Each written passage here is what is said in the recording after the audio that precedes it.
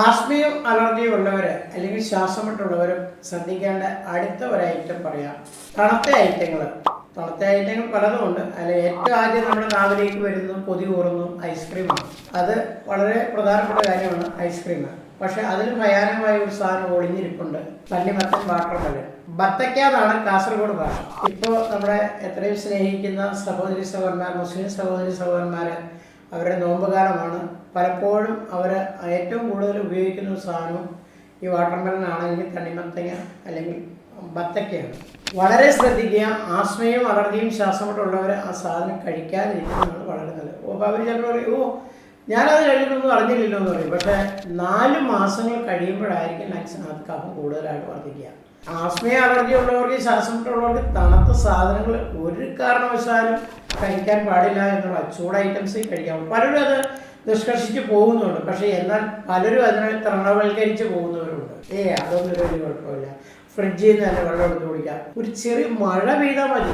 ഈ ആസ്മയും അലർജിയും ശ്വാസമുട്ടുള്ളവർക്ക് അത് പറ്റില്ല, ആ തണുപ്പ് പോലും പറ്റില്ല. പിന്നെ ഫ്രിഡ്ജിലിരിക്കുന്ന സാധനങ്ങൾ പറയാൻ പറ്റുമോ? അറിയാതെ മാതാപിതാക്കൾ കാണാതെ വെള്ളം എടുത്ത് കഴിക്കുന്നു, തണുത്ത വെള്ളം കഴിക്കുന്നു, അല്ലെങ്കിൽ ഐസ്ക്രീം കഴിക്കുന്നു, അല്ലെങ്കിൽ അതുപോലെ പല ഐറ്റംസ്. ചിലത് സിപ്പപ്പൊക്കെ, ശ്വാസമുട്ടുള്ള കുഞ്ഞുങ്ങൾ സ്കൂളിൽ പോയിട്ട് സിപ്പപ്പ് മേടിച്ച് കഴിക്കും. ഇതൊന്നും കഴിക്കണ്ട എന്നല്ല പറഞ്ഞത്. വല്ലപ്പോഴും നല്ല വീട് കയറി കൂടുന്നതിനോ അല്ലെങ്കിൽ അതുപോലെ തന്നെ കല്യാണമോ നൂലുകെട്ടോ അങ്ങനെ എന്തെങ്കിലുമൊക്കെ ഫംഗ്ഷൻ ഉണ്ടാവുമല്ലോ. ഇപ്പം അതൊക്കെ ഒരു സർവ്വസാധാരണമായി ഐസ്ക്രീം. അപ്പോൾ അതിനെ ഫ്രൂട്ട് സലാഡ് ചിലപ്പോൾ തണുപ്പിച്ചായിരിക്കും തരാം. ഫ്രൂട്ട് സലാഡാന്ന് പറഞ്ഞിട്ട് കാര്യമില്ല, അതിനകത്ത് ഐസ് ചേർത്താൽ തരുന്നെങ്കിൽ അത് നമുക്ക് ബുദ്ധിമുട്ടാണ്. അപ്പം അങ്ങനെ വല്ലപ്പോഴും ഒരു ഐസ്ക്രീം നിങ്ങൾക്ക് കഴിക്കേണ്ടതായിട്ട് വന്നാൽ ഒരു കാര്യം ചെയ്യുക, അപ്പം തന്നെ ചൂടുവെള്ളം കൂടി കഴിക്കുക.